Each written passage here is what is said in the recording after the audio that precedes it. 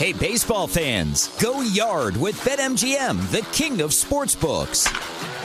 All season long, we're offering top odds on your favorite home run bets, fast and convenient ways to play same-game parlays, special boosts, and so much more. From the first pitch to the game-winning fireworks, there are more ways than ever to supercharge your excitement. Whether you want to combine multiple bets for the chance at a bigger payout or place a live bet as the game unfolds, BetMGM has all the home run betting options you can need.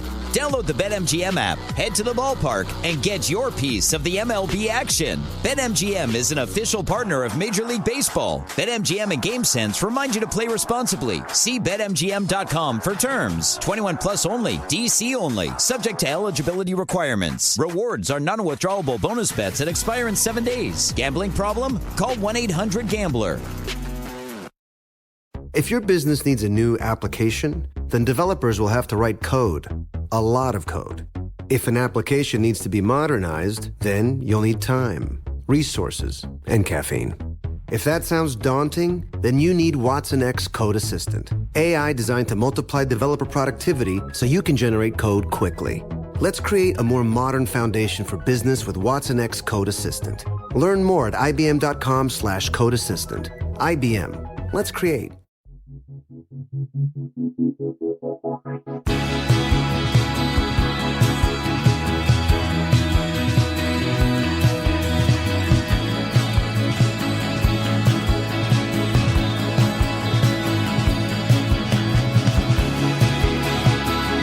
You're listening to 100 Words or Less with Ray Harkins. What is happening, kind humans? Thank you for downloading this podcast. Because, I mean, let's be honest, there are a million things you can be spending your time doing right now. I'm not even exaggerating. Like, there's probably 9 million, 10 gajillion, like that's not even a number. But regardless, I appreciate it, and I appreciate your dedication in caring about independent music, punk, hardcore, metal, indie rock, emo, whatever you want to categorize it. That is what I want to document here in these conversations, to paint a broad picture of who these people are, why they're committed to this weirdo subculture that is now like one of the largest things ever. And it's just, it continues to impress me, the evolution of this particular scene over time. And man, it's a wild ride. There are some times where, I feel really old and irrelevant, which truthfully, I am both of those things. But then there's also that notion of watching certain things that make me feel like what I felt like when I was 15 years old and just like getting into this. It's incredibly meaningful to me. So anyways, I digress. Let's talk about the guest this week. That is Mr. Chris McLane, who's the vocalist for South Carolina hardcore band called Stretch Armstrong. And if you are old like me, you could not escape this band in the 2000s. For me, in a positive way. And for those of you that don't like Stretch Armstrong, that's totally fine. It's your prerogative. But you undoubtedly saw them during that era because they toured their asses off. They worked really, really hard to get their name out there. And then, fairly or unfairly, I remember when they released the Rituals of Life record, it got foisted upon them in regards to just being like, oh, so this is how hardcore is going to sound moving forward. This is how hardcore is just going to be, the biggest thing ever. And arguably, they definitely changed the way that people approached, how to kind of play hardcore and just figure out the blending of old school, new school, whatever, all the different schools, as it were. But Chris was always a dynamic frontman. And I mean that because he was not only energetic, but you just felt like the conversations that you would have with him, albeit one-sided, when you watched him play, it was incredibly meaningful to him. And I got that from this discussion that I had with him. It was funny because we had never formally met, but we follow each other on Instagram, like many, internet relationships of people of a certain age that care about punk and hardcore. But it was one of those things where I had already felt like I'd known him for 30 years and just slipping right into this conversation was incredibly easy for me to do, not only because he made it easy for me, but then also I just felt like I already knew him, which I know that many of us feel like we have that relationship with bands and artists that we, pay attention to and see multiple times. And anyways, it was an incredibly special conversation for me. They just released a new EP on the friend of the show, Iodine Records. The EP is called The Revealing. It's it's awesome. It's really good. It's six songs. I thought it was 5. Crazy. Anyways, 6 new songs, which, frankly, like might not have ever seen the light of day if it wasn't for Iodine's involvement, the dedication of the band. They all kind of pulled it together and was like, hey, let's make this happen. Here we go. So we talk about that and a million other things, but you can always email the show 100wordspodcast@gmail.com. I check all of those emails, respond to ideas, just stuff you want to recommend, whatever the case may be. Love receiving feedback. I also would love for you, this takes you, I'm not exaggerating, like maybe 20 seconds of your time, go into the Apple Podcast page, leave a star rating, and if you're feeling ever so kind, which like maybe another 10 seconds, writing a couple sentences about why you find this show meaningful or important to you. That helps out the algorithm, recommend the show to other people, and all that stuff happens. Same thing could be said on Spotify, but it's even easier because all you need to leave is a star review. All of those things help out in ways that I could bore you with because I work in the podcast industry, but I am not going to bore you with it. Regardless, let's talk about the weekly recommendations that I do. I've been doing it every week since the beginning of this particular year, 2024. I just love talking about new music. Sometimes it's new music to me. Sometimes it's new music that has just come out. I don't care what it is. There's a link in the show notes where I compile a playlist of all of these things. So if you want to follow along as these recommendations are going up, do that. And then even if you obviously miss a week, you could still dive into that playlist and find something new, meaningful, interesting for you. This week is a little bit of a swerve maybe, because I don't typically dip into the country world, as it were. But Orville Peck, for those of you that are unaware, he is the masked troubadour he's an insanely famous human being now, and is very well known in, major label music worlds and the Nashville scene and all that sort of stuff. But he just released a song with Noah Cyrus called How Far Will We Take It? It's off of I think it's an EP. I'm not 100% sure. It's like 7-8 songs called Stampede Volume 1. The cool thing is he's collaborating with Willie Nelson, a bunch of other interesting people. Anyways, this song is damn beautiful. I've enjoyed Orville Peck and what he's done in the past, but this song, just in combining with Noah Cyrus, I was like, I did not know that I had that on my bingo card this year, but apparently this was a song that I needed. So yeah, check out that song. Check out the entire record. It's called Stampede Volume 1, which clearly means that there's going to be more volumes coming. So I've yet to see him live, so I'm interested in maybe eventually checking him out from that side of things. I don't know if I'm that much of an Orville Peckhead. Is that a word for his fans? Peckhead? I don't know. Anyways, let's talk to Chris McLane from the band Stretch Armstrong, who just released their new EP called The Revealing. You can stream it everywhere, and you can also buy some cool limited edition vinyl on the Iodine Records website. So go do that. All of those links will be in the show notes, as they always are, because you're smart. You know how to consume podcasts. You know how to find out more information, right? Anyways, let's talk to Chris. And here we go.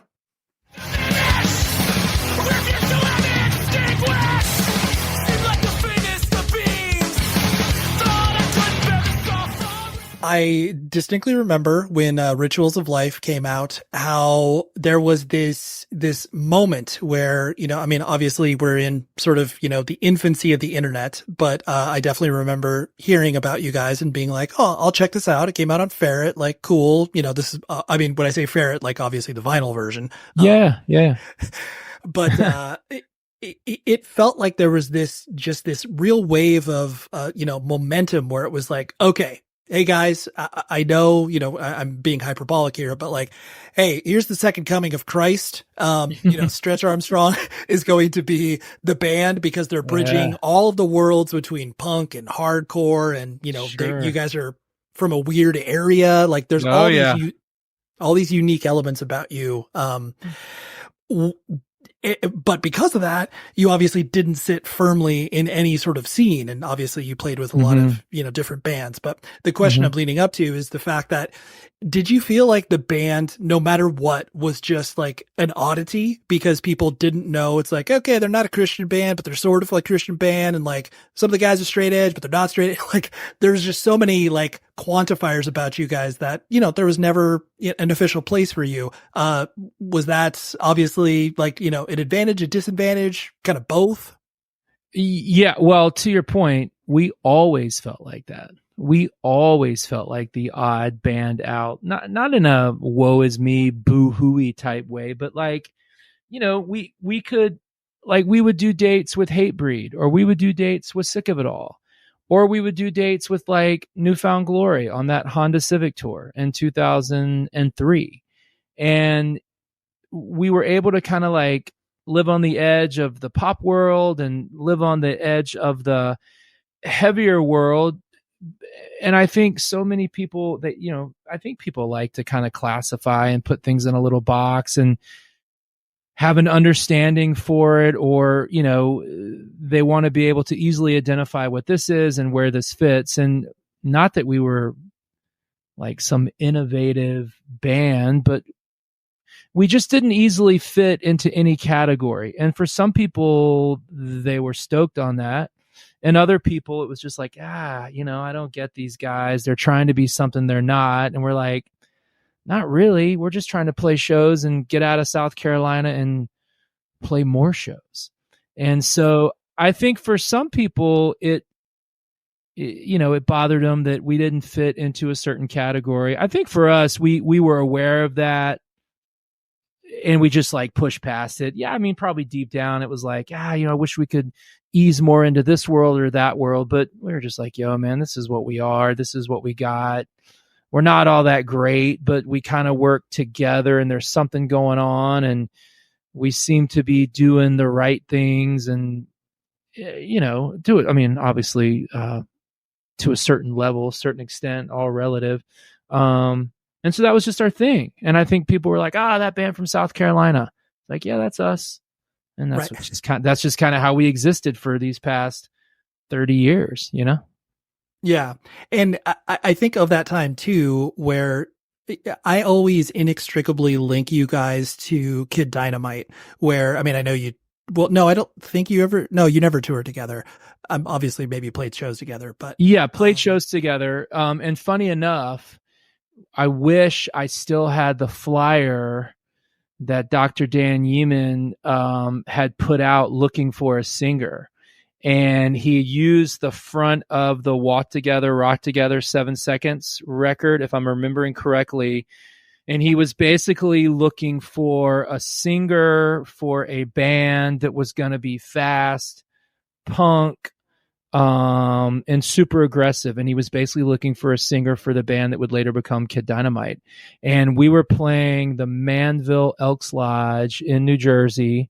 Our friend Matt Levitin and Benny Horowitz, who plays drums in the Gaslight Anthem, were both teenagers doing that show. We were playing the show, and Dan was there looking for a singer for his new band.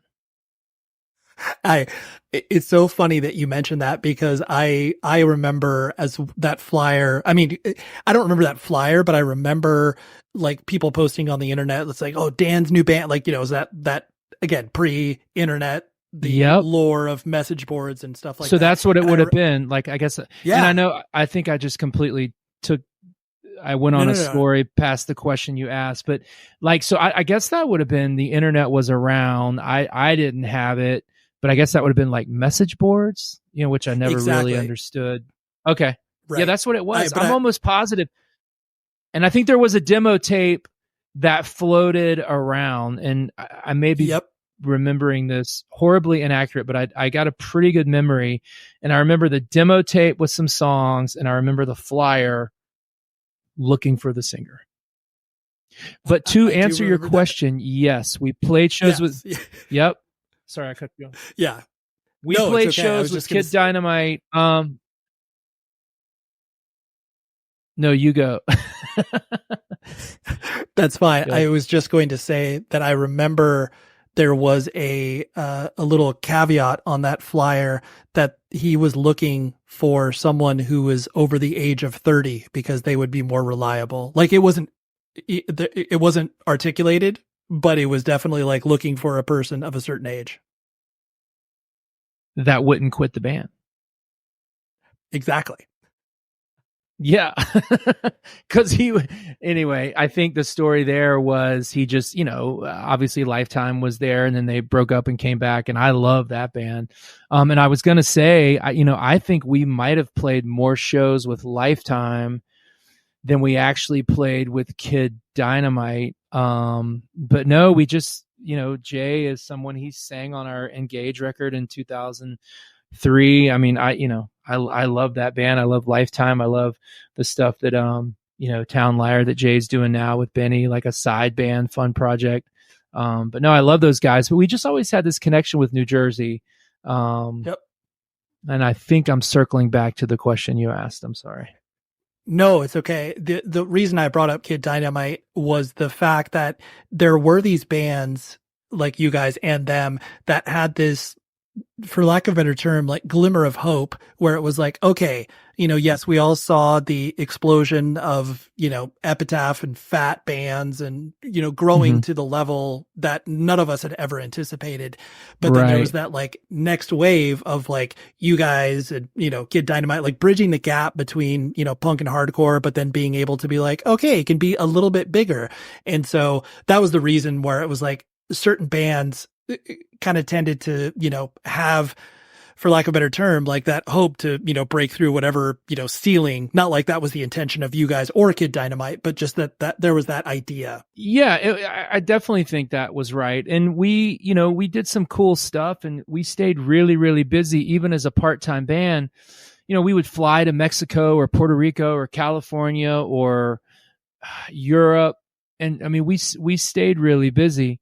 And a lot of people thought we were a full-time band long before we actually became a full-time band. But there was something like late 90s, early 2000s. We were van and trailering it everywhere. We'd do a long weekend, like Denver, Colorado to Omaha, Nebraska to somewhere in Illinois, and then roll home for work on Monday. I mean, we were doing that stuff all the time.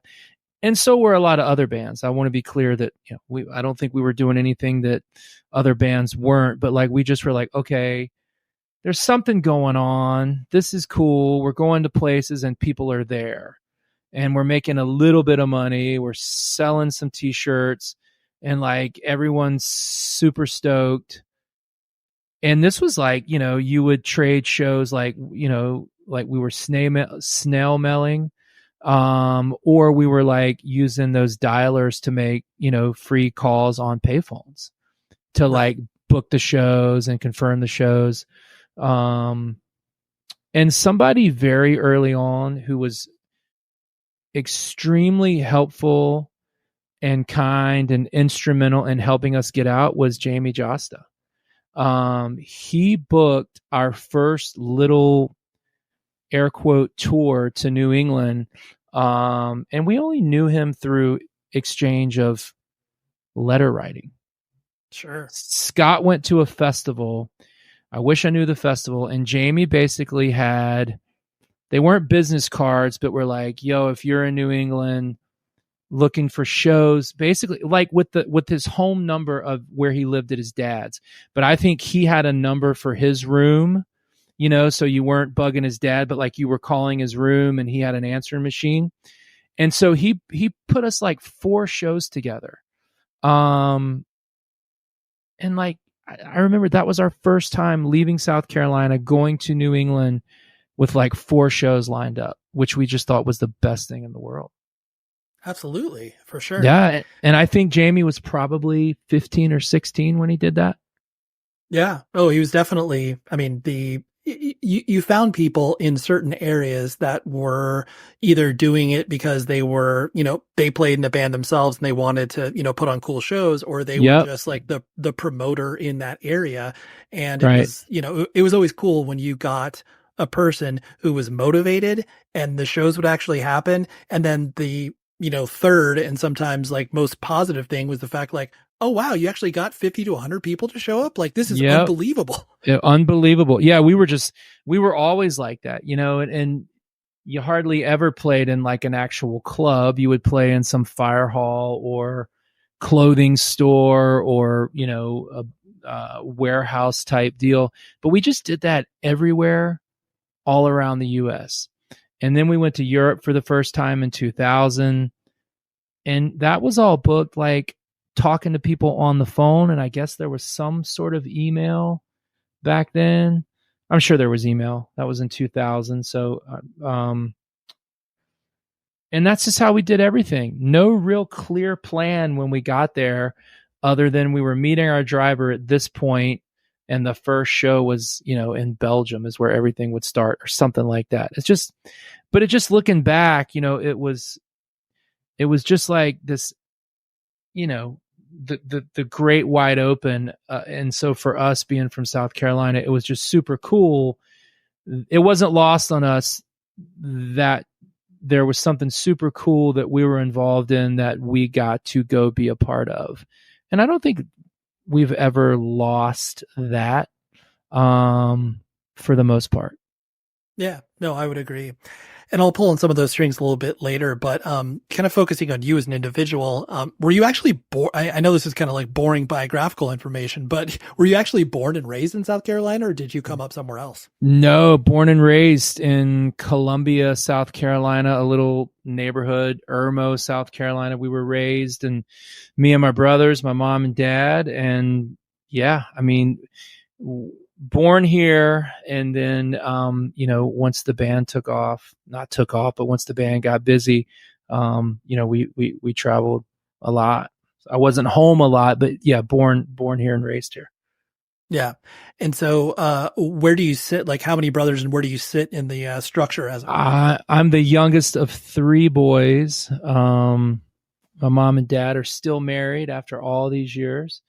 My brothers, yeah, it's great, man. I know you didn't. You as the baby didn't drive them to divorce. No, my two brothers did their best, but they couldn't break up my mom and dad. But no, man, came up. My middle brother started taking me to shows, got me into hardcore, and all of us, would try to surf. We live, an hour and a half from the beach, and surfing, and then skating was really, really big. And then kind of with skating, like a lot of people, that heavy music, punk rock kind of seems to follow. Let's stop for a moment to talk about the amazing people at rockabilly.com, because they're offering you 10% off your entire order by using this promo code 100 words or less. That's the number 100 words or less. All officially licensed band merch. Go ahead, go to the website, explore around. They've been doing all during the month of May, which is, I love a good pun. Anyone that's ever met me knows that I love a good pun. They are doing a thing called anime, where they basically take a anime artist, combine it with a band, and then do a specifically timed and limited edition launch. Just go there. You can find out all about that. And you can also find out about all of the pieces of merch that they sell. Ships directly from the Midwest, comes to you lickety split. I love this company. I love what they do. Independently owned and operated for over 30 years. To sell merch for over 30 years, man, you got to be doing something right? Anyways, go to rockabilly.com. Love the support they give the show. Love the support they give to the music scene, because they pay bands. All this officially licensed stuff. This doesn't just go into some random seller's pocket. It's the real deal. So rockabilly.com, have fun browsing. This show is sponsored by BetterHelp. We all carry around different things that stress us out, right? Like maybe it's something really, really small, like, man, that parking space, it's always taken. And I wish that I would be able to like get it instead of, this person that maybe, isn't the most courteous and considerate. I know that's something very random, but it's true. We all experience different things throughout the day that trigger us in so many different ways. And there are many times where I have been like, I wish that I had a spot or a repository for me to, get this stuff off of my chest. Because if you bottle it up, that is no bueno. and then all of a sudden you explode on a coworker or a friend or a family member being like, the parking spot. And people are like, what are you talking about? That is where therapy comes in. And I love working with BetterHelp because I'm a huge advocate for therapy, broadly speaking. So if you're thinking of starting therapy, please give BetterHelp a try. It is so easy because it's entirely online. It's designed to be convenient, flexible, and suited to your schedule.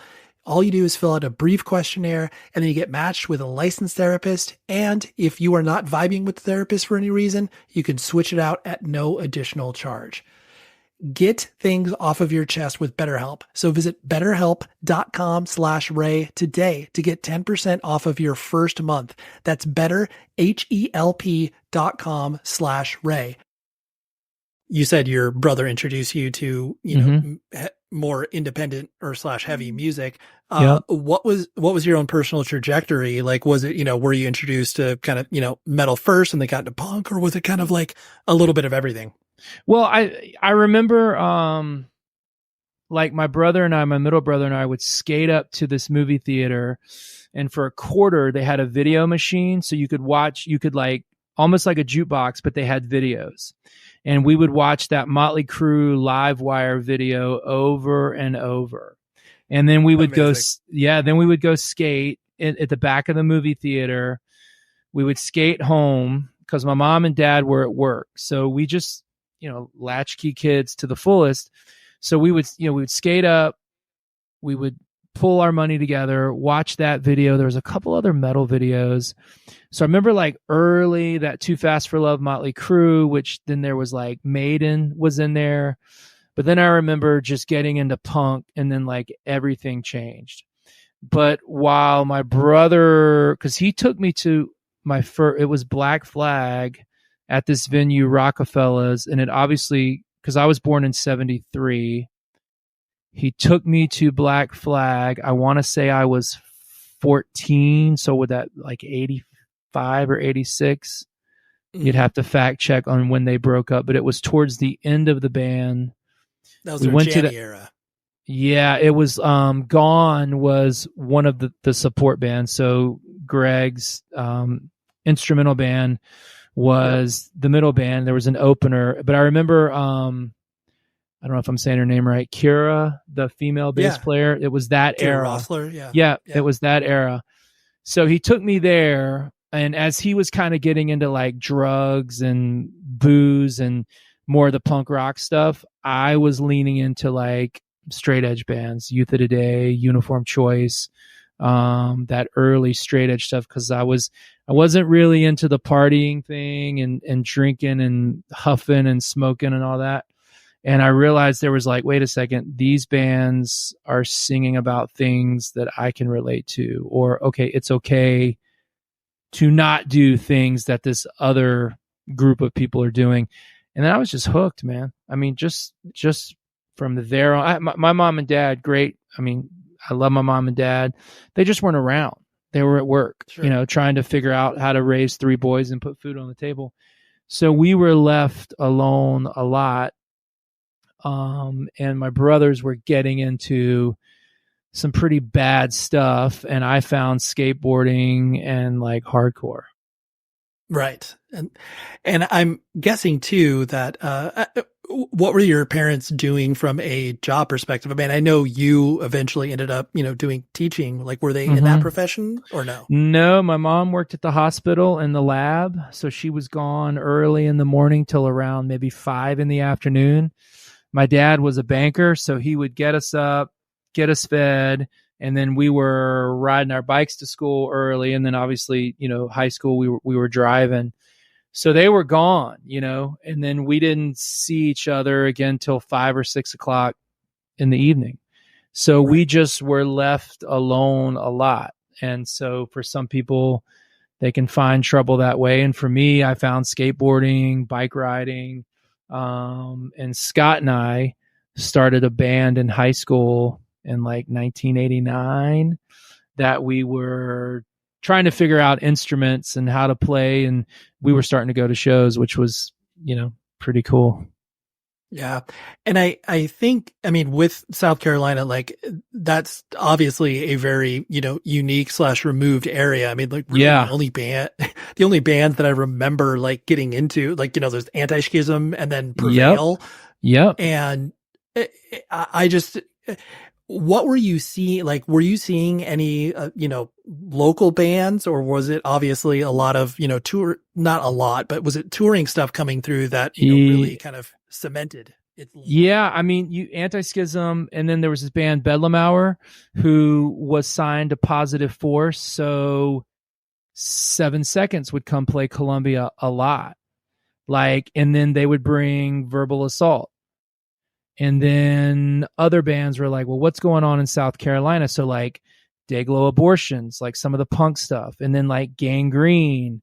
I saw Youth of Today on the We're Not in This Alone tour, which I think was in 1988. Sammy was a teenager. Walter, that was the tour where you see like the photos, he had broken his foot. So he was sitting down in the chair in a cast playing bass. And that was in the mid 80s. So because of that band, Bedlam Hour, who was like a punk band, they had a relationship with Kevin Seconds and Positive Force. So then they just started trading out shows. So, I mean, 7 Seconds was coming to Columbia twice a year, if my memory serves me well. Like that whole New Wind area, New Wind era, Soul Force era. And then they were bringing these rad bands with them. And Columbia had a really cool scene for as small of a little area as we were. Right. That's where we got into all those bands, man. And Bedlam Hour was a huge part of that. So a couple years later, come the Anti-Schism guys, and we would go to their practices. They would come to our practices. They would do shows, and they kind of got into that.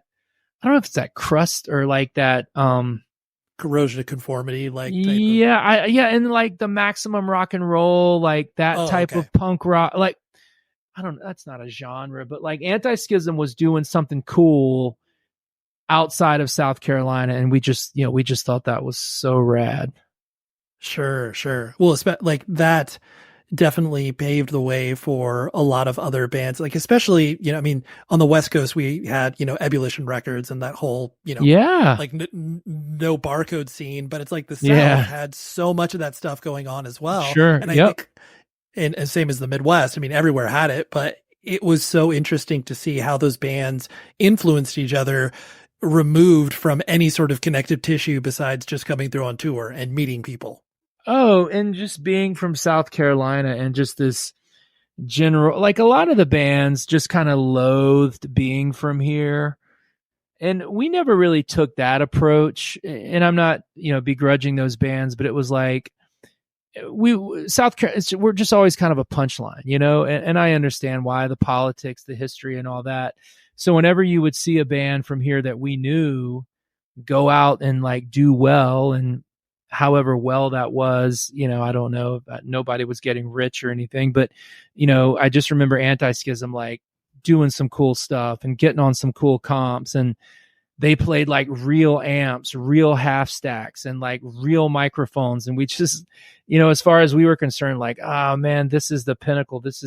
We would love to at least be able to do that, and it was just cool seeing what they were doing. But like them and Bedlam Hour, and I know Scott has said this a couple times, but those were just the bands we could kind of lean into. And there was this band, Bored Suburban Youth, BSY, that we loved. I loved as like an early teenager, but I was like, yo, there's something going on here. And these guys are like taking it other places, which just to us was like, that's just what we want to do. Yeah, absolutely. Yeah. What was did you care about school? Like, what was the sort of, proverbial life path that was being, set before you? Or was there any, pressures from your parents to be like, all right, Chris, you got to go to college? Like, what did that look like? Well, so my two brothers were kind of off the rails. And so I knew that as long as I didn't get in trouble at school and no teachers were calling home, like, I could kind of do whatever I wanted to. I mean, we skated all weekend. I had a car. Scott and I were going to shows, driving to Charleston, driving to Charlotte. And my mom and dad just trusted me because I gave them no reason not to. I didn't do drugs. I didn't drink. I wasn't being crazy. I never got in trouble at school. I never got in trouble. And I mean, it was like I had a good school experience. I didn't hate school. I had a lot of good friends in school. I graduated in high school in 91. And then actually I went to a military school in Charleston, a school called the Citadel, which is in the South, is a pretty prominent place. Like I don't know if you've ever heard of it, but like for the South, it's a big deal. And, you know, a lot of my good friends who I went to school with there are all like retired colonels in the Marine Corps, the Army. Two of my really good buddies are in the FBI in North Carolina, South Carolina. So I've got a lot of friends that went on to have these distinguished military careers. And it's funny when we get together, they're always fascinated in like what I did with, like when we were in the band, like touring and playing these little small clubs all around the country, they were like in the second Battle of Fallujah, you know, like flying helicopters and Operation Freedom Part 2. And they're always like, well, tell me about the concerts. And I'm like, you got a Bronze Star for the second Battle of Fallujah. I'm playing like some piece of crap club in some town in the middle of the country. And they're like, tell me more. I'm like, no, man. Yeah. Yeah. You're like, I'm busy. I'm excited to share that I played CBGBs once, which holds very little relevance to anybody outside of our world. But you were literally saving lives over there, or, you know, being able to protect our freedom. And you care about my dumb shows? Yeah. But it's just so funny because like I never went that military route, and some of my, you know, good friends did. And they're all like retired. Why did you, not to interrupt your train of thought, but why did you, like, I mean, obviously you took it seriously enough to go to the Citadel, because I definitely am familiar with it, but like what prevented you from, you know, taking those steps to the military? I don't know. I mean, like my senior year, they were pushing me towards like an Army scholarship, and I was like, man, I'm a punk rocker, I'm a hardcore kid. Right. Like I'm getting out of college. Like there's the band, like, it just, I think I was just afraid to try to like make that step or pivot into that world. And so I just never did. And I'm totally fine with that now. But I keep up with some of the guys that I went to school with. And, you know, one of them was just pinned on as a rear admiral in the Navy, which is like a 1-star general in the other branches. And he was a buddy of mine through school. And he's this high-ranking naval officer, you know. It's crazy, man. And it's just funny. Like I said, like I'm just fascinated with their careers and where life took them, and that they could not be any more fascinated with like, so wait, you were in Europe, or you were doing this, or like, play me that song. I'm like, are you serious? Like, come on. Right. I can find you on Spotify. It's like, and that's a big deal. You know, it's just, Absolutely.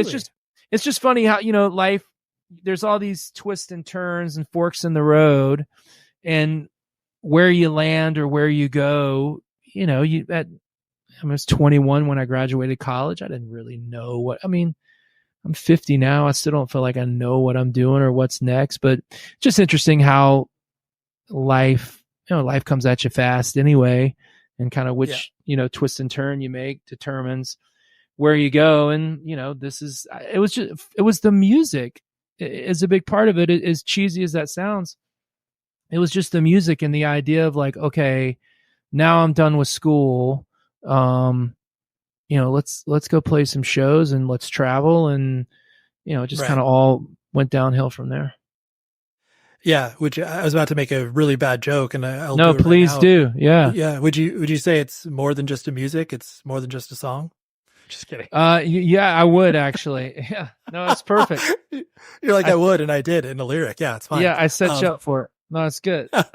Thank you. Appreciate that. You're welcome.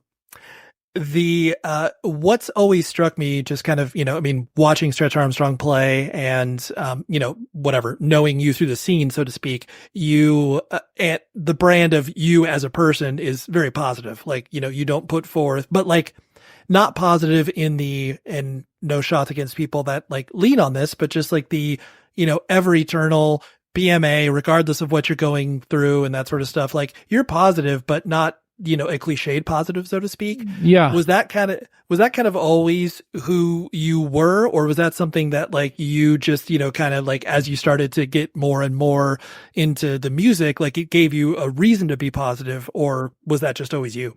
I think it was just always me. I mean, self-deprecating, humility, just being super positive. Like I never experienced, growing up, I never experienced any real heartbreak, no trauma, two loving parents.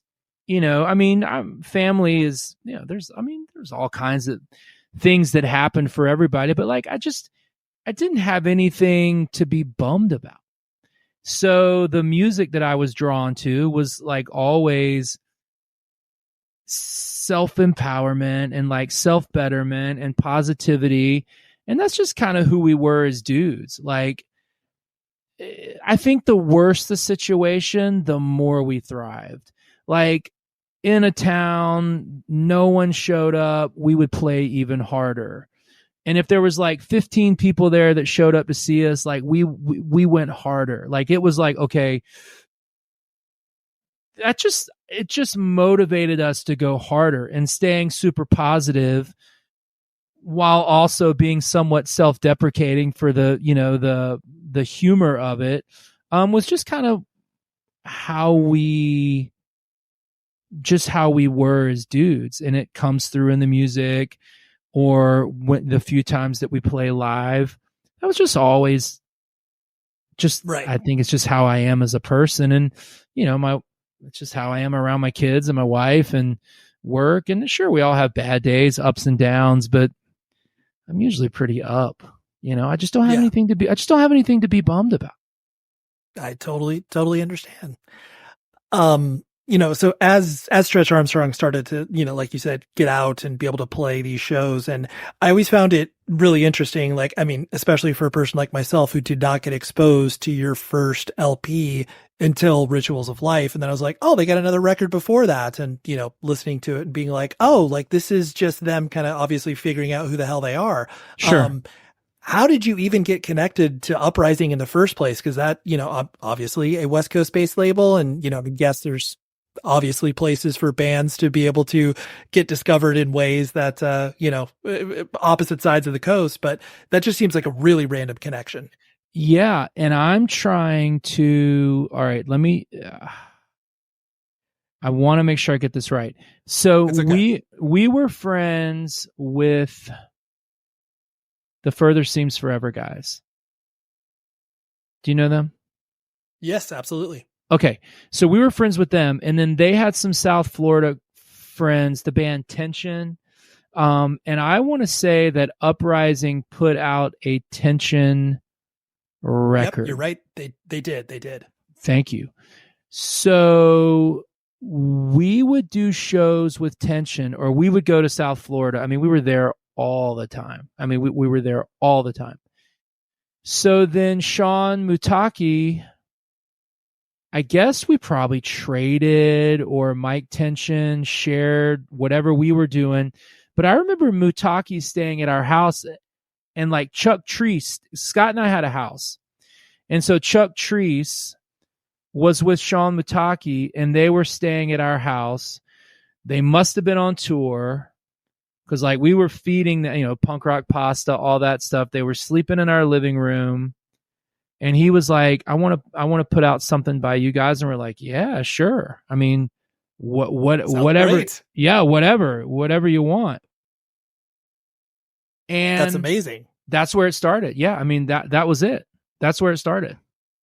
Well, and it's so funny, it's so funny that you would even know that, like the Uprising Records thing. Oh, absolutely. I mean, if there is something that my stupid brain retains, it is like absolutely irrelevant information about independent music. Yeah, it's just dumb. Me But, too. I mean, No, man, me too. It drives. No, my mind is full of useless information, man. For real. Of course. Yeah. So that was the Mutaki thing right there. Yeah. And so he put out that Compassion Fills the Void CD, which I think we recorded in like 3 days, but it was like, oh, someone's gonna put out our record and we don't have to do it. And we thought, oh, this is killer, which it was. Oh, that's totally the connection. I mean, that's so funny, man. Yeah, no, I love that. Especially like at that juncture, not only within, the whatever mid to late 90s, the moment if someone was going to pay $800 for you to get into a recording studio, you were just like, I cannot believe that someone is spending this money on my dumb band or whatever. Oh yeah, absolutely. We're like, okay, we've hit it. We've made it. This is everything we wanted. But yeah, totally. that was the connection with Mutaki. Yeah, it's so funny, man. I hadn't thought about that in forever. evilgreed.net is just one of my favorite companies ever because they offer web store solutions for record labels and bands. They're based in Berlin, Germany. They support 99% of bands that go over there on tour in the punk and hardcore scene. But you as the consumer, you benefit greatly by going to evilgreed.net and shopping at a bunch of different stores from record labels and bands. But the thing is they have a specific point of view. They don't just throw the doors open for, any Tom, Dick, and Harry. I don't know what the, saying is these days, but they don't just throw the doors for anybody. They specifically focus on what I'd like to call artistic heavy stuff, which maybe one of these days they'll listen to me and change that into their marketing slogan, artistic heavy stuff. That's what we travel in. But it's like they work with labels like Sargent House, Triple B Records, and Flat Spot Records, and so many cool things. But then they also work with, bands like Blood Incantation and 200 Stab Wounds. So they have the death metal side, they've got the punk and hardcore side, but it's all, again, with that specific point of view where they're not only supporting bands and labels, but they make it easier for you, the consumer, to order. And I know I said they're from Berlin, Germany. And for those of you in the States, that might be a little scary. Don't let it be scary because I've ordered from them before. The shipping rates are very advantageous for us right now. The exchange rate is in our favor. So order from them now. It gets to you. I live in California and I ordered from them. It got to me in 8-9 days. That's incredible because this company is incredible. So visit evilgreed.net. If you like this show, you absolutely will buy a bunch of merch, vinyl, and other things from the store. So evilgreed.net. Have fun. Hey, baseball fans, go yard with BetMGM, the king of sportsbooks.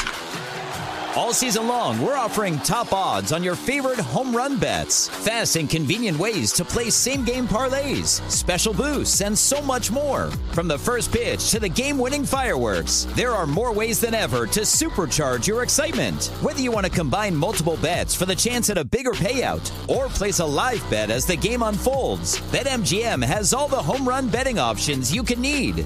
Download the BetMGM app, head to the ballpark, and get your piece of the MLB action. BetMGM is an official partner of Major League Baseball. BetMGM and GameSense remind you to play responsibly. See BetMGM.com for terms. 21 plus only. DC only. Subject to eligibility requirements. Rewards are non-withdrawable bonus bets that expire in 7 days. Gambling problem? Call 1-800-GAMBLER.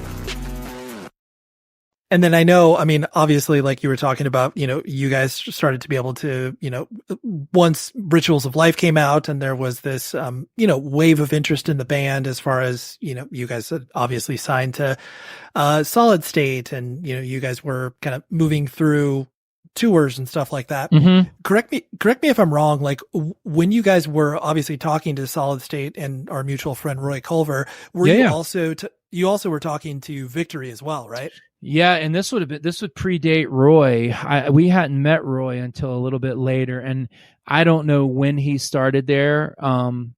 He would obviously know, but we didn't meet him till a little bit later. Yeah, we just were like Victory Records was a thing we were trying. I'm sure we were trying Equal Vision. And then the Solid State thing through the Strong Arm guys, pre Further Seems Forever, they had connected us. And then Victory was like, this was before all the bands were starting to sue Victory. Of course. Equal Vision, I'm sure we tried. Here again, wishing we had saved stuff, and Scott may have it, but he sent a letter to Fat Records and sent like a 4-song demo to Fat, and Fat Mike responded back with some like smart ass quick reply. Of course, it was snail mail, like pen and paper. You got. This is too heavy for Fat. Whoa, or something like that. But I'm like, wow, okay, he responded. It was a rejection note, but it was a response. And then I want to say Equal Vision, because we knew a lot of those bands. Victory was, we were talking to Tony or someone at Victory, but then the Solid State thing was becoming more and more real. And they were like, yeah, we want to do it. And we're like, okay. We do too. And I think the reason I brought it up is because it is such an interesting sliding doors moment where you look at, especially because you're very right. Like, I mean, Victory Records, I think anybody that, existed pre 2005 within the context of punk and hardcore, like Victory Records was such a, laser beam focus of every hardcore kid. And so like, it would have been really interesting for you guys to put, a record or two out on Victory to see how that would have, not to say that, Solid State didn't do a good job for you guys, because obviously they, push you forward, but just like how that would have, changed the trajectory of the band. Yeah. So yeah, it's just interesting because I think, I mean, every band has that, if they do have a choice, it is that, thought where it's like, oh, I wonder how it would have been if we did that other thing, Well, I think you said sliding door moment. I mean, that's like a perfect, analogy or, image of that. And so, wouldas, shouldas, and couldas, but the Solid State thing materialized. And that's, Victory may have had a fleeting interest or, whatever. It wasn't like it was something they were, dead set on signing or getting us or anything like that. But Solid State, Bill Power was his name. That was the guy that was basically driving the ship. And we were talking to him. I'm sure we called him, all the time and just punished him. And then we were like, well, hey, we're thinking about this. And we took our own like promo shots. He's like, what are you guys doing? Like, wait, just slow down.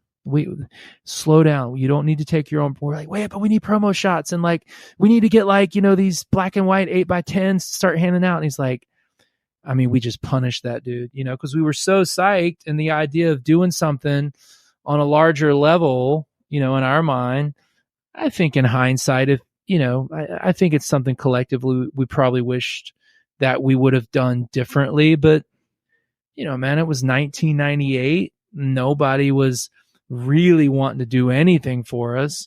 And these guys were super cool, super interested, and they were going to spend money for us to go record a record. And we're like, okay, yeah, sure. Yeah, this is exciting. Yeah. It was exciting. It was super cool,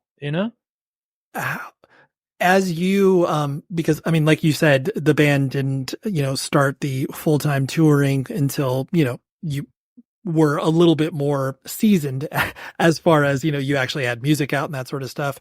What was your relationship with like your personal relationship with touring? Like, was it always, kind of exciting and that sort of adventure, or did it, have different meaning as you were kind of, staring down the face of a 6-week tour across? Yeah. I mean, it started out, there's like that honeymoon period, and I'm trying to think. I was the only one married at the time, and my daughter, who's now 23, was like a newborn. So that's not true. She was probably 2 when we started like really, really going hard. So I was the only one married with a child. Some of the guys were getting newly married and dealing with that. And so we were gone. I mean, we just stayed gone because, like, if you're not playing, then you're paying, right? I mean, that was always our mantra. Well, there's 7 days in a week, so that's 7 shows. And the more we play, the more we'll spread the message, and the more we can, try to eke out a living. And so we just stayed gone. And then we just played everywhere, no days off, get home, go to Europe, come back, go to Japan, come back. Yeah, we'll do that tour. Okay, we can get back from that tour. Yeah, it's no problem. We can drive from Hollywood back to Columbia to start a tour in New York, just that kind of mentality. And again, right. a lot of bands do that. We're not the only ones. But we just were like, okay, breakneck speed, no real thought put into it. We'll figure it out. So right. we just say yes, right? Yes to every opportunity. It's just like, when is this ever going to happen again? Yes, sure. Sounds good. Great. And that's what we did. And that's how we operated. So we were really, really busy. We were really, really tight as a band, and just like really broke. Right. Just basically, I love that. Totally. I love that idea because, I mean, most bands, to your point, existed in that world of, not most bands, but like bands that toured, incessantly. Mm-hmm. It was like that notion of being a full-time band, I'm using air quotes here, where it's like, oh yeah, you would tour 200 days out of the year, and then you would come home, and then maybe you would have like a couple weeks where you could like, take a break, but then you would just be working at the bagel shop or the record store or whatever. So it's not it's not like you were subsisting yourself. Yeah. No, I mean, in the early days, the guys that weren't married could make a living from being in the band. Like, things were good, relatively speaking. So the guys that weren't married and didn't have kids or a kid, they were only doing the band. And then as life starts to catch up with us, and there's these newer bands that are cooler and better and younger and doing something different, then, you start chasing that dragon and trying to figure, okay, well, we can't be that band, but we can tour with that band and we can be direct support. Well, we can't be direct support, but we can be 2 of 4. Because like, we don't want to open because we're the older guys, but we'll do 2 of 4. But like, the money's good, and then they only play 5 nights a week, so we'll fill in those other 2 nights a week, and we'll get like that headline money. And then you just keep chasing that. I mean, just cyclical, just round and round, and then like that's 5 weeks, and then you come home, and like, okay, what's the next, thing we can do? Because we got to be busy. And we did that for like 7 years, right? Just nonstop. Right, for sure. The on a scale of 1 to 10 in regards to the level of annoyance, and granted, I'm loading the question up here.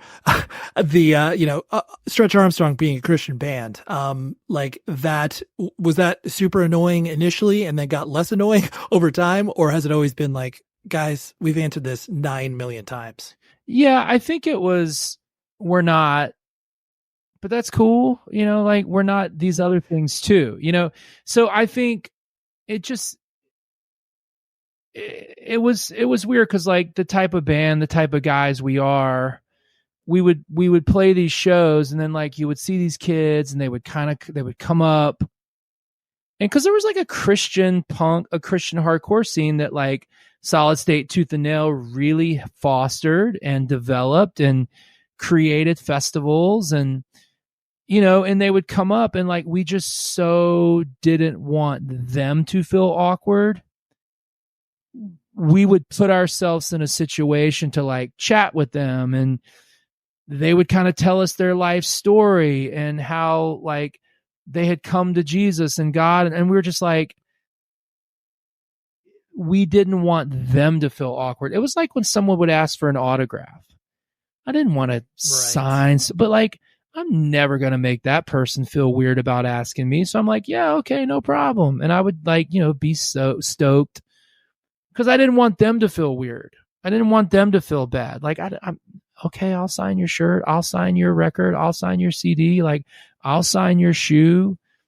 So I think it got annoying because, again, we just kind of got categorized in that. Or like, I mean, I was the only straight edge dude in the band. I mean, Scott was early on, but like nobody was anymore. It was just me, and it wasn't a thing. It was just me, but like the dudes would like drink in the trailer, not to hide it, but just, we didn't want to offend it. I don't know, man. We were young. We were, I put those type of experiences in the category of wish we could go back and change, Sure. and you can't, you can't. And so there was things that I wish we had done over, but like you can't, so we don't dwell on it. It kind of got annoying, but it was like, it's fine. It's fine. We just kind of moved through it and didn't make bigger of a deal. But then again, we probably shouldn't have played some festivals that we played, but we were broke and needed the money. So that's a terrible reason to do it. But nonetheless, you play Cornerstone, you play Cornerstone enough times and people are like, well, maybe they are. You play Purple Door Fest in Pennsylvania and they're like, yeah, I'm pretty sure they are. And we're like, no, we just need the money, And so then then we started turning those things down because we're like, okay, this is feeling really strange. What have we started that we need to stop? And so, we internalized that and overthought that and fretted and hummed and hawed. And it was like, come on, man. We're just trying to figure our way through this, and probably didn't do it very well, but that's what we did. Yeah. The, hitting on the record that you put out with the subsidiary of Warner, the We Put Out Records, like that was exactly, and that was obviously towards the end of the band as far as the full-time nature of what you guys were doing, and I know that was such a weird time for so many bands because they were trying to figure out the next steps, where it's like, okay, we want to keep the momentum going, like we want to keep on tour, and obviously putting out records is a thing, and this is an opportunity to like work with a different system than what we had been a part of. Did you feel like that particular record and experience from a business side of things was like, hey, this is like not our last shot, but like we're really going to put all our eggs in this basket, so to speak? Yes. Because we had gotten, I mean, the Solid State thing had ended, and we, it ended fine. I mean, there was no malice or ill will, and I mean, it ended fine, Right. And so this opportunity to put out a new record with this new label, we thought it was like, do or die. So at that point, Scott had left the band. It was Jeremy, David, John, and myself. We recorded in this little town in Florida outside of Orlando with James Paul Wisner, who had done that Under Oath album that was so big. He had done some Dashboard stuff. He had done, I think he did Further. Yep. I think he did The Moon Is Down. And he was the guy doing, that stuff. And so we got in with him. He had a studio like in his house. I mean, we were down there for like 6 weeks in some terrible little efficiency hotel in this little town. Go in the studio, be there all day, get dinner, go home or go back to the hotel, sleep, start it all over the next day. And it was like, we couldn't afford a place, a bigger. It was like 2 beds. Some people slept on the floor, people slept on the bed. We had a little bit of money for like groceries, but we were so broke that I want to say it was the last year of Cornerstone Orlando. So going back to like not playing Cornerstone to like needing Cornerstone because we were broke. I mean, this again. File this under bad decisions, things you wish you could go back and change. I don't remember the guy's name that was booking it, and I should because he was super cool. I just hit him up and I said, hey, we're in Orlando. Is there any way we could play? We're going to be down there at such and such. And he's like, we're kind of booked. We don't need it. And I just kept pressing him for a slot. And we literally were in the middle of recording. We had told Wisner that we were going to need this night. And it was just as inconvenient as it could be. He was like, guys, I think this is a really bad idea. We've got everything set up. I was like, yeah, we need to do this. So we needed to go play that show, sell T-shirts, get the money, and send money orders home. I mean, that's just it would. And we got paid $1,500. I remember how much we got paid. We got paid $1,500. This was 2004 because the record came out in 2005. So late 2004, I think. We sold merch. We got paid. I cashed the check. We divvied it up, money orders, mailed it home. And I'm like, this is taken on a new way of us operating. And I think a couple years ago, it's been more than a couple years ago, somebody was asking me, maybe it was like the 10-year anniversary of that record or something like that. And I was like, yeah, it was a pretty dark time. And they were like, what do you mean? I was like, man, we just were in a dark, dismal spot. And you were like to just my outside observation, it's definitely like once bands have to make those decisions on, trying to keep the momentum going, like you really are operating on different decision-making tactics than you were in the past. And that is what puts you in a space that is just it's not familiar. No, I mean, we were taking tours because of the money. We're like, yeah, the bands are cool. Like, yeah, they're nice guys. Okay, but we could get paid this.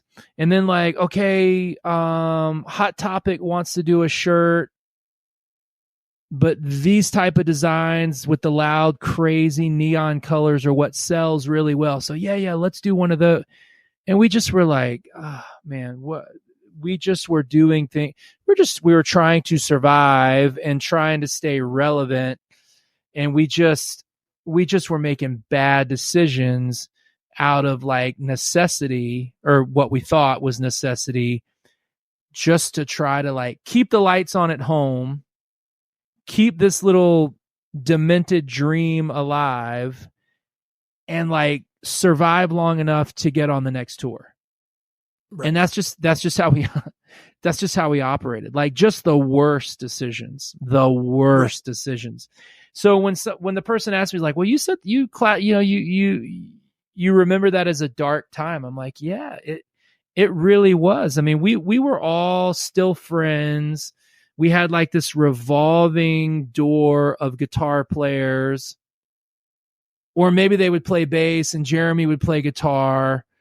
And we got to a point where like, wait, who was on that tour? Or like, who did we have playing it? And we're like, wait a second. It's like, you're like, this is not good. Yeah. So the guy that used to mix for us on the road, we would bring a sound engineer, because there's that line in Faces, all these faces come and go. He changed that to all these bassists come and go. And we're like, yeah, I don't know who was playing bass on that tour. No, wait, who was playing guitar? And so after a while, you kind of step back, and we're trying to assess it, and we're like, yo, I don't think this is working. Like, right, this is not making sense. And that's when things started to be like, okay, we got to figure this out or bow out, because we all knew we didn't want to be that band that kept doing it long after they should have stopped. But I think we were close to approaching that. And some people would say, yeah, you stepped way over that line.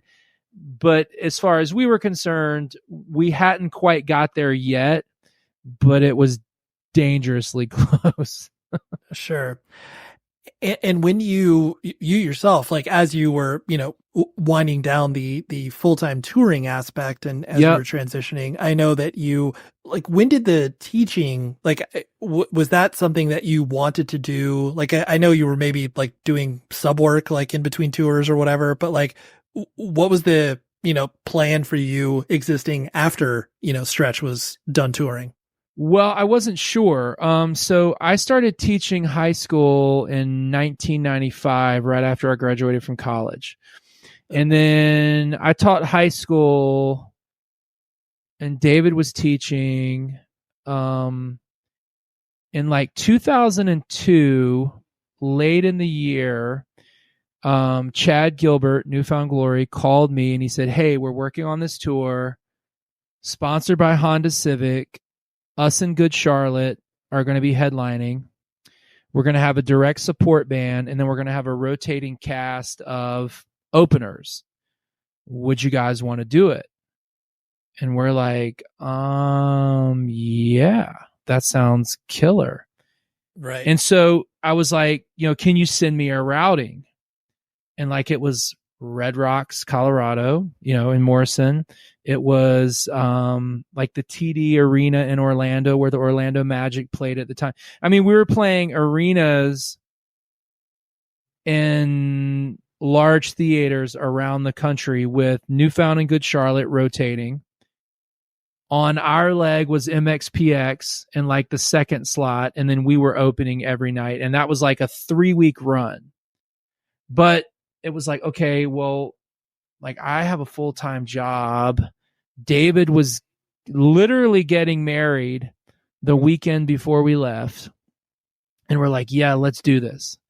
So we said, okay, this is the catalyst for us to quit our jobs and do this full time. And that's when we kicked the whole thing off, was with that tour. And we'd been toying with it for a long time, but we're like, well, if we're going to try it, let's give it a shot. And it was basically starting with that tour, and then going full time for the next like 6 years, I think. Yeah. And did you, like, as you were, I guess, stepping out of, the band, like once you were stopping touring, like, did it feel, I mean, obviously so many people know you as, it's like, oh, Chris Stretch Armstrong, like, was was the identity component weird as you were transitioning? Cause I know you've been working with Live Nation now for many, many years. I want to correct you right there. Please. Live Nation is the enemy of the company I work for. I'm just kidding. You work for AEG. That's right. Come on, Ray.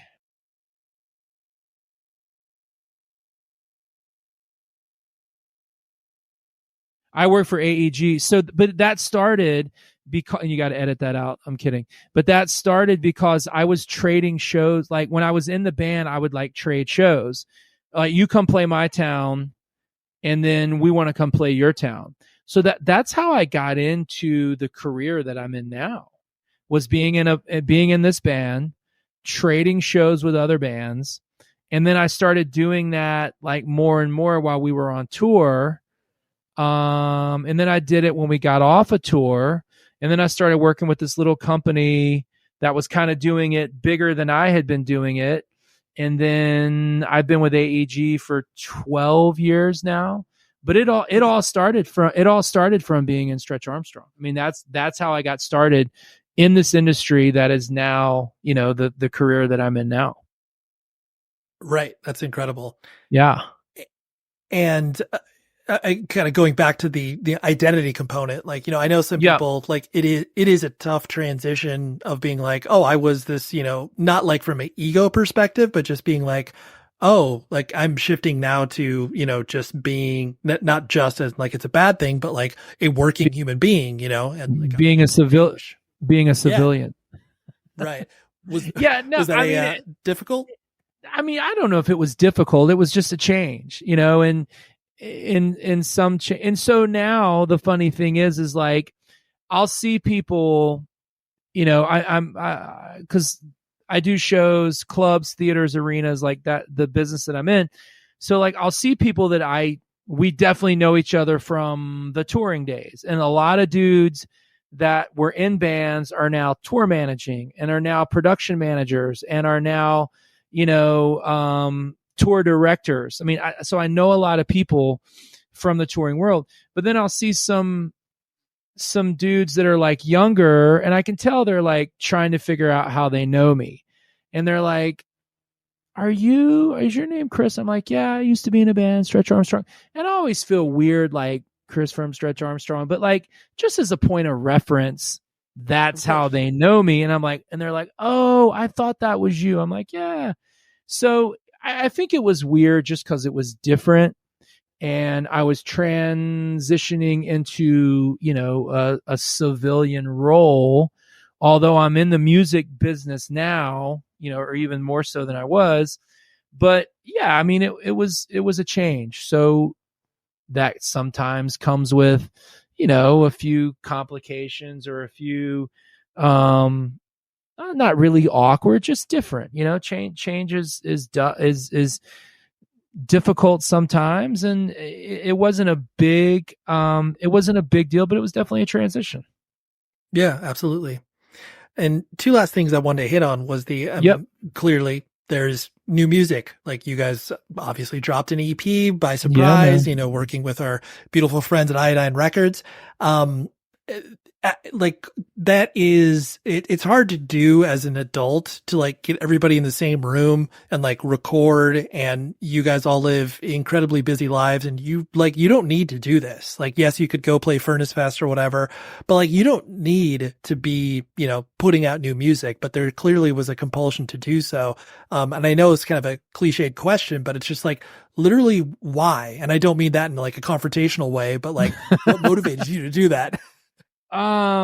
So, well, it came about, and I want to make sure I get this right too, because I have kind of, checked out of the whole thing for a while. Like the guys wanted to, like the first Furnace Fest that when Furnace Fest came back, I guess in 21 or 20, whenever it played, I guess after the pandemic, like the guys wanted to do it. I had enough of it. I wasn't interested. I didn't want to be one of those bands that get up there and just kind of fronts, and if it wasn't good, I didn't want to do it. And long story longer, we're like, okay, let's do it. So, and we're all still friends. I mean, everyone's got busy lives and everyone's got families, but we're all still friends. We're on a text chain daily, so Scott had gotten a note from Casey at Iodine, and I only knew this story from, he's done 2 interviews recently for, press for the record. So this is how I knew the story. Casey from Iodine had re-released Rituals and Revolution Transmission, had re-released those on vinyl. And so he had hit Scott up and he said, hey, would you guys be interested in recording with Steve Evans? And Scott's like, well, that's crazy. So Casey had a band that had booked time with Steve, and the band broke up. But Casey had already given Steve a deposit, which you don't get back. So in order for Casey not to lose all of his money, or lose his deposit, he pitched it to Scott. Hey, would you guys want to record? And oh, by the way, you got to do it before the end of November or before the end of October, something like that. And so Scott's like, the answer is yes, we would love to. Steve Evans, who was actually supposed to record our Rituals of Life record in 1999, but the scheduling got screwed up, so we weren't able to do it. So that's also a sweet little element to the whole thing. So Scott called David, and we just had like a text chain. Hey, do you guys want to do this? I said, nah, I think I'm good. The other guys were like, yeah, come on, let's do it. And me not wanting to let anyone down or be a bum out. I'm like, okay, yeah, sure. So David has a studio at home. He works from home. And he just writes all the time. I mean, he writes all the time. So he had some songs. He had some ideas. He put them together. He recorded them. He put in the drums, the bass, the vocals. He had everything mapped out. And then he would send the songs around. Jeremy, John, and David would get together, practice in this little space that we have at Jeremy's house. And it was like really starting to shape up. So that's how that whole thing came together. Scott would fly down from New Jersey. We would do some rehearsals. We would hang out. We would work on the songs. But David was the one. Scott was kind of pushing it from the label side with Casey because they have that relationship. But David had just written all these songs. And that's how the whole thing came together. So I think it was the idea of getting back together, and we can record this with Steve Evetts, and these songs sound really, really good. It comes in at under like 15 minutes. So it's just like, it's just 6 songs, just 15 minutes of fire, just quick songs, super aggro, heavy melodic parts. It just sounds like, I think it sounds like us for the current. Yeah, I think it does. And so we didn't want to, and Scott has said a couple times, like, it's just scary putting out music. Like, people aren't going to like it. People are going to like it. And sure, you get that. But we're like, do we like it? Do we think it's good? Do we think it holds up? And the answer was like, yeah. And then you got to decide for yourself. Some people might not be stoked on it, and that's totally fine. We don't care. And that's how the whole thing came together. And Scott could add a whole lot more color to it, but that's how it all came together. Oh, I appreciate that. The last thing I'll hit on, which is random, but you actually mentioned them earlier, where you guys played a lot of shows with Strong Arm, and the connection with Florida beyond the New Jersey connection that you had was also very strong. Yeah. Strong Arm is like this weird mythical band. I know I never got to see them on the West Coast because I don't even think they ever got out here. They might have played like a Solid State showcase. I do not. I thought they may have played the showcase in Corona. I could be wrong. I could be totally wrong. Yeah, it's like they were breaking up right as I first started to go to shows. But anyways, whatever. Sounds right. I put Strong Arm up on a pedestal. When I bring that band up and like you guys playing shows and stuff like that, what kind of memories get triggered in regards to, like playing shows with them? Like, were people, super into them, or is it kind of like always this, like, I don't know how to react to this band? Like what memories stir when I bring them up? Well, I love those guys. Chad Neptune and David and myself are on a little text chain. No, just because they were playing their farewell show at Cornerstone, and they gave us 10 minutes of their set, which was a huge thing for us to be there, play on their set, and for them to do that. Just super, super grateful for that. But just like good dudes. So when we started playing shows with Strong Arm, their drummer Chris was now singing, and then Steve, who was in Shai Hulud, Further Seems Forever, had started playing drums.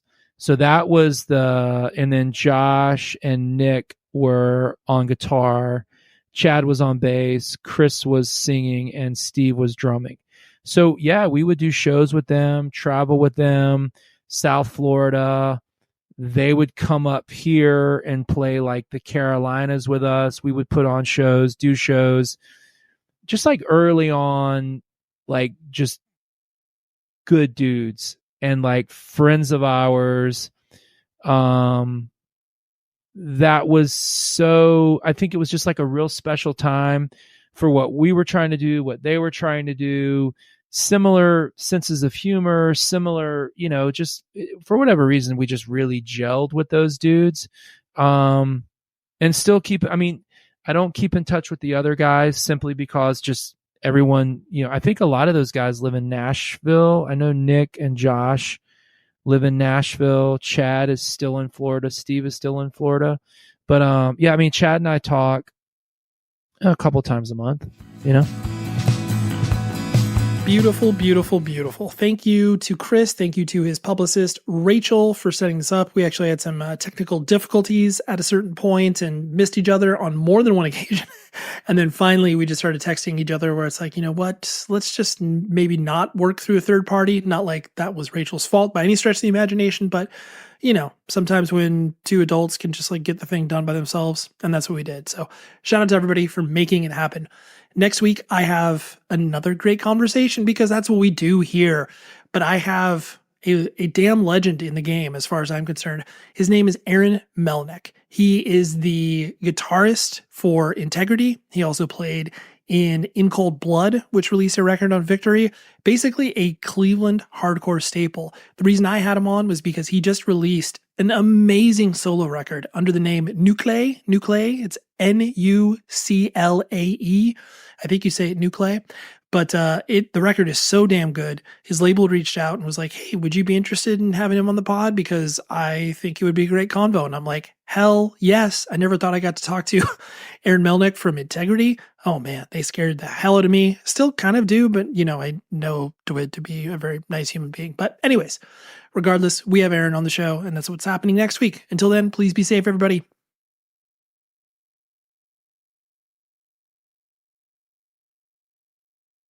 The show is sponsored by BetterHelp. Trust me in saying that no matter who you are, mental health challenges can affect you, and how you manage them can make all of the difference. That's why everyone should have access to mental health support that meets them where they are and helps them get through. BetterHelp provides online therapy on your schedule. It's flexible, simple to use, and more affordable than in-person therapy. Connect with a licensed therapist selected just for you. Learn more at betterhelp.com. That's betterhelp.com. Lucky Land Casino, asking people, what's the weirdest place you've gotten lucky? Lucky? In line at the deli, I guess? Aha, in my dentist's office. More than once, actually. Do I have to say? Yes, you do. In the car before my kids' PTA meeting. Really? Yes. Excuse me, what's the weirdest place you've gotten lucky? I never win and tell. Well, there you have it. You can get lucky anywhere, playing at LuckyLandSlots.com. Play for free right now. Are you feeling lucky? No purchase necessary. Void where prohibited by law. 18 plus. Terms and conditions apply. See website for details. This is Malcolm Gladwell from Revisionist History. eBay Motors is here for the ride. With some elbow grease, fresh installs, and a whole lot of love, you transformed 100,000 miles and a body full of rust into a drive that's all your own. Brake kits, LED headlights, whatever you need, eBay Motors has it. And with eBay Guaranteed Fit, it's guaranteed to fit your ride the first time, every time, or your money back. Plus, at these prices, you're burning rubber, not cash. Keep your ride or die alive at ebaymotors.com. Eligible items only. Exclusions apply.